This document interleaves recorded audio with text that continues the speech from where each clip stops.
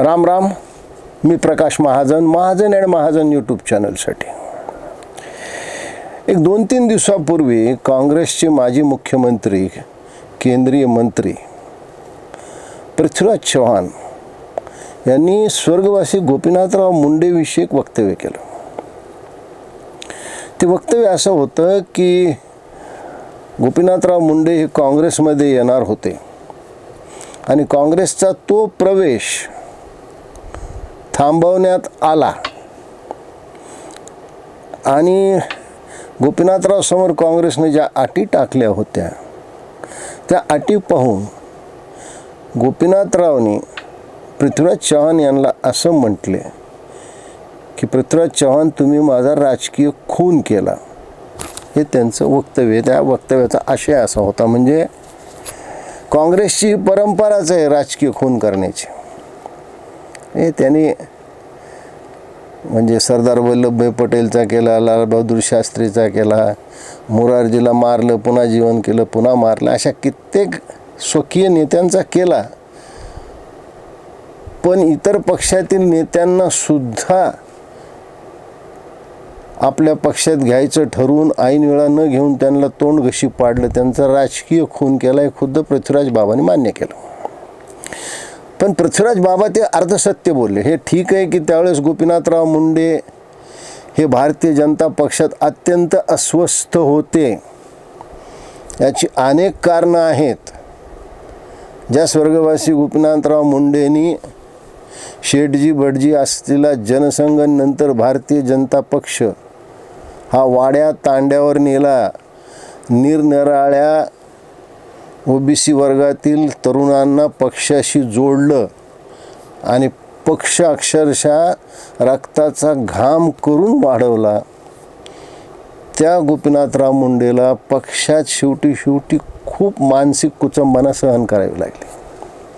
याचं एक छोटंसं उदाहरण देतो की 2004 साली गोपीनाथरावला भारतीय जनता पक्षाच्या प्रदेश अध्यक्षपदावरून पाय उतारा व्हावं लागलं. कारण काय दिलं? कारण हे दिलं की तुम्हाला विधानसभेत आणि लोकसभेच्या निवडणुकीत पक्षाला चांगलं यश मिळवून देता आलं नाही. हे लक्षात घ्या. आणि मग त्या दरम्यानच प्रमोदजीचं निधन, केंद्रातून जो स्वर्गीय गोपीनाथराव मुंडेंना भक्कम साथ होती ती कमी पडली आणि मग गोपीनाथरावला अक्षरशः पक्षात कॉर्नर करण्याचं, एकटं पाडण्याचा प्रकार सुरू झाला. पक्षानं गोपीनाथरावसोबत न्याय केला नाही. पहा, गोपीनाथरावनंतर ज्या नितीन गडकरीला प्रदेशाचं अध्यक्ष केलं त्या नितीन गडकरीच्या अध्यक्षपदाच्या काळामध्ये विधानसभा आणि लोकसभेच्या निवडणुका झाल्या 2009ला.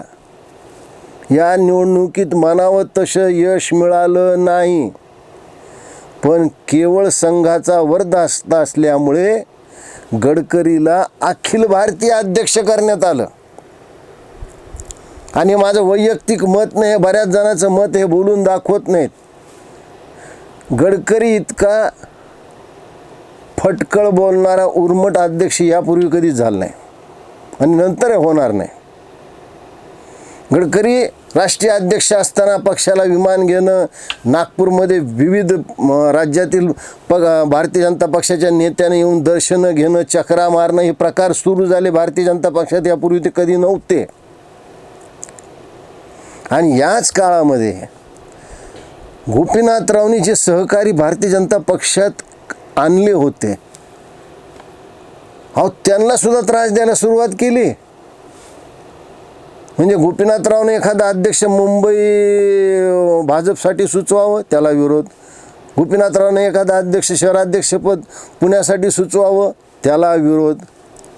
गोपीनाथरावचे पक्षातले जुने सहकारी आणि पश्चिम विदर्भातले एक वजनदार नेते स्वर्गवासी पांडुरंगराव फोंडकर यांना विधान परिषदेच्या विरोधी पक्ष नेत्याहून पाय उतारा करण्यात आलं.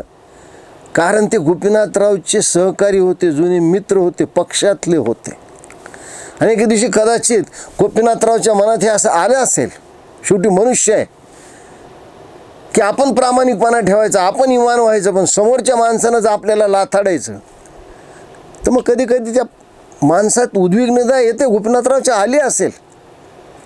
आणि ज्यावेळेस गोपीनाथराव काँग्रेसमध्ये जाणार ही ज्यावेळेस चर्चा सुरू झाली, त्यावेळेस मात्र काँग्रेसमध्ये असलेले त्यांचे मित्र, काँग्रेसच्या बाहेर असलेले पण काँग्रेसच्या सोबत असलेले त्यांचे सहकारी, यांच्या सगळ्यांचे कान टवकारले. बघा, वर्षानुवर्षाची मैत्री, याला कुठेही पुरावा नाही आहे. पण विलासरावनी सुद्धा गोपीनाथरावचा प्रवेशाला विरोध केला, अशी त्यावेळेस वदंता होती, चर्चा होती. पण कधी गोपीनाथरावने हे बोलून दाखवलं नाही, कधी विलासरावने हे बोलून दाखवलं नाही. दोघंही हयात नाहीत. आणि या दोघांचे घनिष्ठ मित्र असलेले डॉक्टर मोरेसुद्धा हयात नाहीत. पण बघा, गोपीनाथरावला काँग्रेसमध्ये घेऊ नये म्हणून खुद्द शरद पवारसुद्धा भाग घेऊन होते. म्हणजे शरद पवारांनी सुद्धा आपला इंटरेस्ट ह्याच्यात का घेतला, तर गोपीनाथरावनी काँग्रेसमध्ये जाऊ नये. बोलभांड उभाटा गटाचे विश्वप्रवक्ते संजय राऊत खोटं बोलतायत. गोपीनाथरावनं भारतीय जनता पक्ष सोडून हे खुद्द बाळासाहेबांचं म्हणणं होतं. गोपीनाथराव आयुष्यात कधी शरद पवारकडे सल्ला विचारायला गेले नाहीत. संजय राऊत, आपण शरद पवारची निष्ठा ठेवा, शरद पवारची चाटा पण इतकी चाटू नका. शरद पवार वेगळ्याच कारणानं गोपीनाथरावच्या प्रवेशाला विरोध करत होते. त्याच काळात आपलं शरद पवार साहेबांनी राष्ट्रवादीमधल्या वंजारी समाजाचे जे नेते होते काही, त्यांची मीटिंग बोलावली आणि त्यांना विचारलं की जर गोपीनाथराव मुंडे काँग्रेसमध्ये गेलं तर तुमचा समाज काय करेल, म्हणजे वंजारा समाज काय करेल. त्यांनी स्पष्ट सांगितलं की साहेब, 90% समाज हा गोपीनाथराववर काँग्रेसमध्ये जाईल. आणि मग तिथून सगळे गोपीनाथरावचे विरोधक, गोपीनाथरावचे मित्र हे जागे झाले. पृथ्वीराज बाबा, तुम्ही काय बोलताय हो? सोनिया गांधीने जर मंजुरी दिली होती तर मनमोहन सिंग कशाला प्रवेश रोखतील? हे तुम्ही मनमोहन सिंगला पुढे करताय. अहमद पटेलच्या थ्रू या लोकांनी गोपीनाथरावचा प्रवेश होऊ नये म्हणून त्यांच्यासमोर अशा काही विचित्र अटी टाकल्या. आणि तुमचे एक वक्तव्य केले की गोपीनाथराव तुम्हाला म्हणले की मी राजीनामा दिला आणि मी पुन्हा निवडणुकीला उभं राहिलो आणि जर मला मंत्री नाही केलं तर मला नागपूरचे 2 पाडतील. कोण नागपूरचे 2 लोक होते? गोपीनाथरावला पाडण्याचे 2009ला काय प्रयत्न कमी झाले? त्यावेळेस गोपीनाथराव भारतीय जनता पक्षात होते. गोपीनाथरावला पाडण्याचे 2014ला काय प्रयत्न कमी झाले? त्यावेळेस गोपीनाथराव भारतीय जनता पक्षात होते. आणि भारतीय जनता पक्षातलेच नेते काही गोपीनाथरावला पाडण्यासाठी फार पुढाकार घेऊन होते. 2 नेते. दुसऱ्या नेत्याकडे तुम्ही जो बोट दाखवताय, तो नेता त्यावेळेस राजकारणात एवढा सक्रिय नव्हता किंवा त्याच्या शब्दाला एवढं वजन नव्हतं. ते होते देवेंद्र फडणवीस. देवेंद्र फडणवीस आणि गोपीनाथरावचं नातं गुरु शिष्याचं होतं. एका प्रसार माध्यमाच्या रॅपिड ॲक्शन म्हणजे क्वेश्चन्सला उत्तर देताना खुद्द देवेंद्र फडणवीसने हे सांगितलं. त्यांना प्रश्न विचारण्यात आला, संघ का भारतीय जनता पक्ष? तर त्यांनी सांगितलं संघ. त्यांना दुसरा प्रश्न विचारण्यात आला, गडकरी का मुंडे? तर त्यांनी सांगितलं मुंडे. एवढं दोघांचं प्रेम होतं. तुम्ही विनाकारण गोपीनाथरावला मानणाऱ्या असंख्य ओबीसी कार्यकर्त्यांच्या मनात देवेंद्रविषयी कटुता आणू नका. हे काँग्रेसचं दुर्दैव आहे की केने प्रकारे तुम्ही गोपीनाथरावला विरोध केला. हे तुमचं दुर्दैव आहे. कदाचित ते घडलं असतं तर आज जी महाराष्ट्रामध्ये काँग्रेसची स्थिती झाली नसती. आणि पृथ्वीराज चव्हाण, कुठलंही औचित्य नसताना, गोपीनाथरावची जयंती नाही, गोपीनाथरावची पुण्यतिथी नाही, गोपीनाथरावच्या घराण्यातल्या इतर कोणी याविषयी चर्चा केली नाही, पण तुम्ही हा विषय का काढला? कारण तुम्ही आता अडगळीत पडला आहात.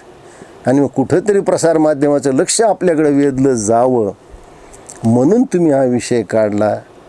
आणि तुम्ही हे सांगितलं की गोपीनाथराव निवडणुकीत पडतील याची भीती त्यांना वाटत होती. तर तुम्हाला एक वाक्य जाता सांगतो, गोपीनाथरावचं उभं आयुष्य संघर्षात गेलं आहे. त्याच्यामुळं त्यांनी कधीही पराभवाची भीती बाळगली नाही. सतत संघर्ष करणे हे त्यांच्या रक्तात होतं. त्याच्यामुळं त्यांनी प्रत्येक गोष्टीचं आव्हान स्वीकारलं, पेललं आणि त्याला समोर गेले. धन्यवाद.